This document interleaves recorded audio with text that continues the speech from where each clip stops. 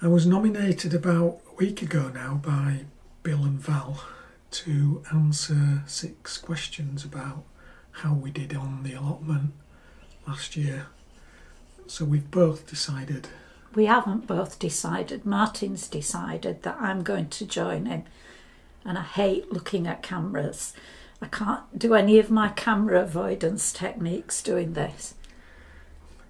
You'll notice that we don't do YouTubes and do front of camera stuff. We sort of like let our veg or fruit do the talking for us or the viewing. So this is rather strange for us. So if it goes a bit strange, you'll have to just bear with us. So, first question is, what did best on our plots this year?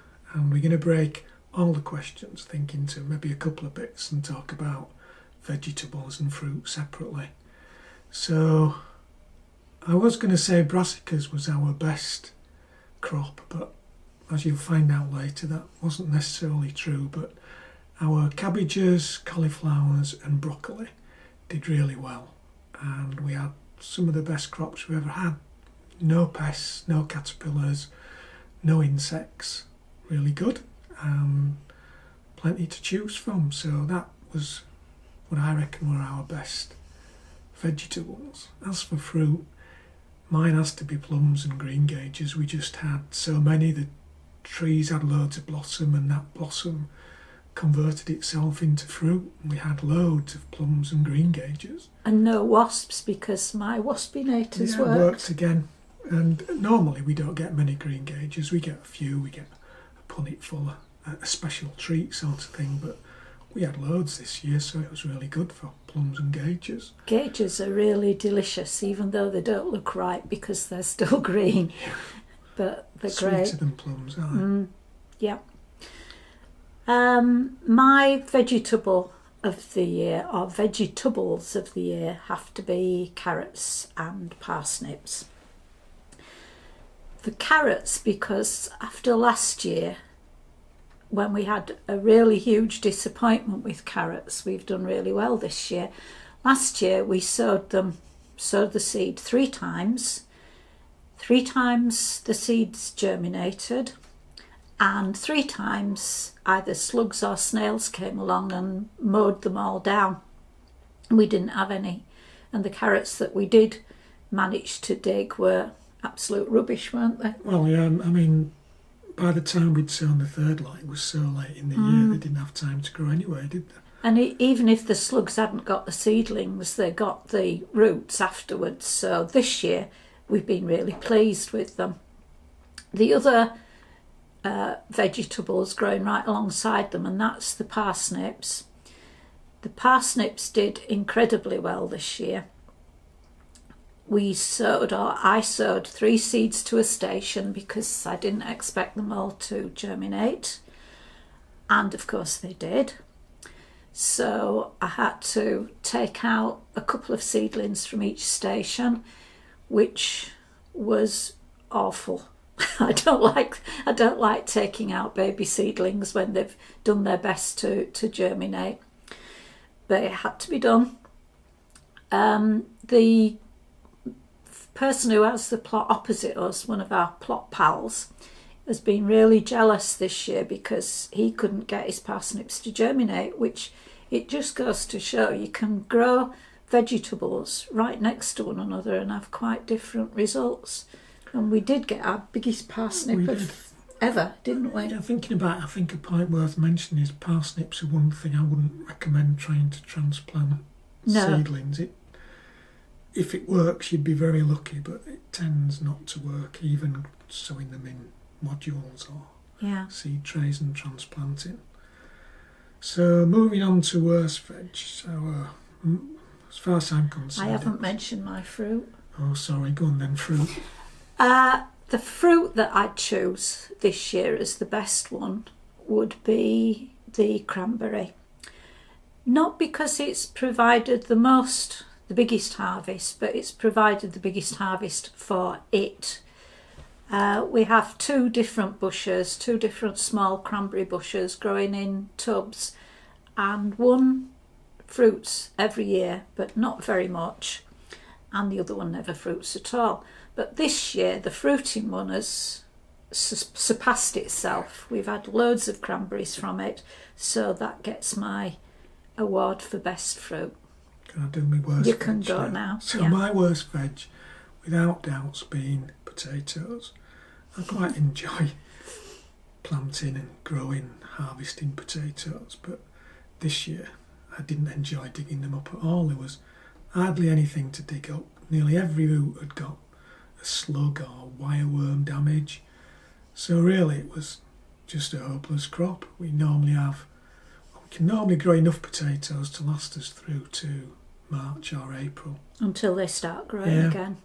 But this year we've just about run out now, so only a couple of months short. The ones we have really harvested aren't very good, are they? No, they're not. And worst fruit, strawberries. We have quite a lot of strawberry plants. We just didn't have many strawberries. The plants just suffered in the dry weather. In fact, they looked dead, didn't they? I think that's because they were dead. We just left them, didn't we, on the hope that they might produce something, but they didn't. No. We had a few strawberries, but sort of they were a luxury rather than... And only from about one or two varieties. Rather than picking and freezing, it was finding enough to put in a fruit bowl, wasn't it, to have a bowl of fruit for tea. Yeah. My worst vegetable has to be sprouts, which is why Martin didn't say brassicas were our best crops. The sprouts were doing really well, just like they usually do. And then towards the end of summer, wasn't it, really? Yeah. Towards the end of summer, they just seemed to give up. And now we've just got tiny little pearls instead of nice little buttons. So Christmas Day is going to be sproutless. Parsnips will have to fill the gap, I think. And fruit. I think the disappointing fruit has to be gooseberries, because for once they got mildew. Hardly ever get mildew, but they got mildew this year. Both the leaves and the fruits were affected, and I did try and pull off all the fruits that were affected with mildew, because they seemed to go first and it didn't help. So gooseberries and maybe pears too are our disappointments, because the pears just, although the pear trees were loaded with blossom, they just didn't produce any fruit. Well, very little fruit anyway. Even though they were pollinated, weren't they? Because there were plenty of bees. Yeah. So the next thing is, what would we do differently next year? What lessons have we learnt from this year? And it has to go back to that potato crop that were a complete disaster. Sue did find out through the summer that potato tubers don't like it particularly warm, and at above a certain temperature they stop growing. So we normally plant ours just with a trowel. We don't go to this digging a trench and backfilling it with manure and then putting the potatoes in and filling it back up. It was just simply plant them with a trowel, so it means they're fairly near the surface. And that must have meant this year they were just too warm, which is another reason we probably got the small crop. Doesn't happen often, does it? Well, no, I mean, what was it, about 40 years since we had the last one. But just in case we do have another summer the same, which I'm sure we won't, I'm going to plant our potatoes a little bit deeper next year. Not going to the trench depth, but... Good. Just making sure they're a little bit deeper than they were this year, and hopefully we'll get a bit better crop. And really, we did plant them sort of when the ground wasn't exactly right for planting. So the other lesson is to ignore what everybody else in the country's doing. Ignore Monty Don. Sorry, Monty. Ignore any seed catalogues, any seed labels, and just plant when we think the ground's ready, which we do try to do, but obviously sometimes we fail. There's always a bit of a pressure in there. Yeah, when everybody else is planting things, we start to think, oh, we better get going. The next thing is what was our biggest challenge in 2018, and it was the weather. We had weather of all sorts. The first thing was sort of, looking back, you seem to think about that long, hot, dry summer when you could plan to do anything. It just didn't rain. You could plan a couple of weeks in advance what you were going to do. But it took its toll on the allotment. It meant lots of watering, lugging cans of water about, and some things got watered, but like we said earlier, the potatoes just didn't. We just couldn't keep up with everything. We were watering That's every right. afternoon, and we still couldn't keep up, even though we were carrying right. 2 watering canfuls each But all then- afternoon. But then it wasn't just the long hot summer. The year started off very cold. We had the beast from the east. We had snow in April. Gale force winds Gale force battering winds. things down. And at one stage, sometime in April, Radio Leeds came to the site to do a bit for the breakfast show, asking what it was like trying to get stuff planted. And the ground was so wet, we couldn't plant anything. But Radio Leeds left and it didn't rain again till September time. We did have some rain, but it didn't make any difference at all to the allotment, did it? No, we had huge cracks, didn't we? Yeah, I mean, You could put your hand down the crack. They were so huge. You couldn't actually see the bottom of the crack. no, yeah, I mean, we had beds that we couldn't use because we'd normally dig them over through summer for some autumn planting crops like onions and winter veg, and we couldn't dig them over. It was just hopeless. The ground was just like concrete. We just had to leave those beds, didn't Yeah. we, until it softened Yeah. up a bit. But they're dug now. Yeah. So, What's next? what's next? Can't remember. Shall we have a look on the list? Plans for next year. Well, despite everything that went wrong with potatoes this year, a glutton for punishment, I'm going to try again next year.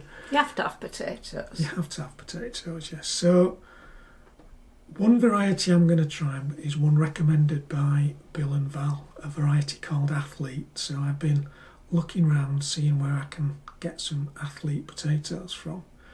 And Does that mean they grow really fast, being athletes? no, they're really strong. All right. More shot putters than runners. Right. And the other thing, we've got a couple of beds that we're going to plant potatoes in to try and sort of Break up the soil.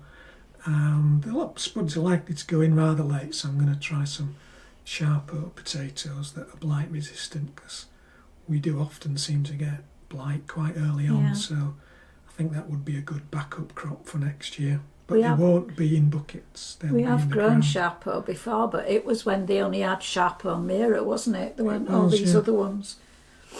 So, So my changes or additions are really to do with how we cook our vegetables.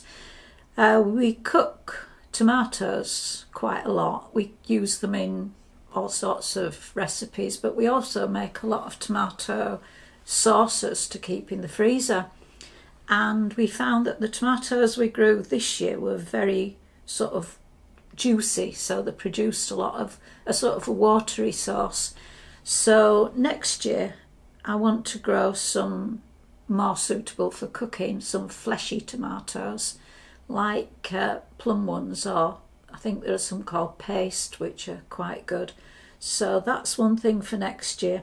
And then the other thing is... just before you do that, there were those that Roger Brook, the no-dig gardener, suggested. Oh that yeah, would be they're good. huge, aren't they? Yeah. Like, are they called bull's heart tomatoes? I can't remember what they were called. I don't think the variety's bull's heart, but I think the Albergino or something. I they think were the called. shape is bull's heart, albigones or something like that. Anyhow, we'll put it at the bottom, Yeah. shall we?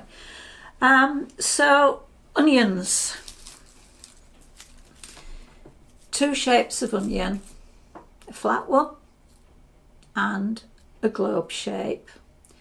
When it comes to cooking, these flat ones are a bit of a pain, because once you've taken that top bit off and you've taken the root off, there's not an awful lot left to cook with them being sort of squat. You take most of the tomato off when you trim Onion. it.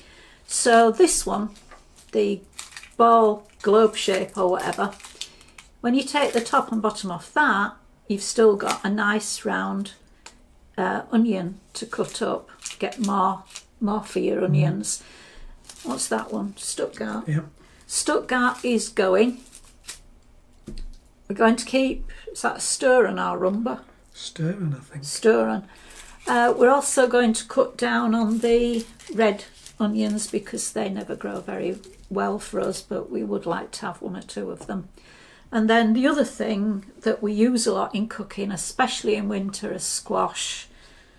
We already grow 2 squashes, Butterbush and Crown Prince, but we thought we might like to grow some more varieties, maybe some small ones. Of winter ones. The winter ones, because we do tend to use squash more in winter than in summer, in curries and sort of casseroles and that sort of thing. So they're the things that I'd like to alter. And the next is inspiration. I think it comes from YouTube, Facebook. And me, I inspire you. Well, yeah, you do, yeah. We both have blogs, we both sort of have a YouTube channel, and we just get ideas from watching people from this country and around the world, seeing how they might do things, and how we might be able to improve.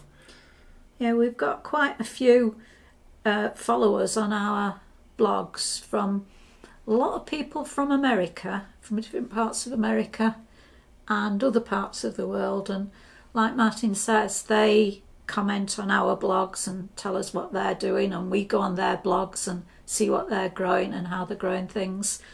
And also we've people from different parts of this country too, and it's really interesting to see the differences. It is, yeah.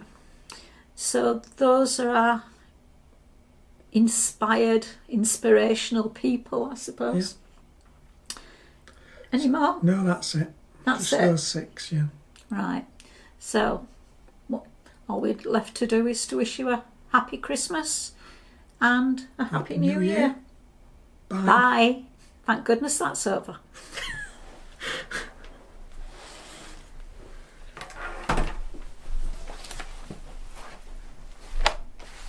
I think I blinked more that time than last time, but I shall just have to put up with it.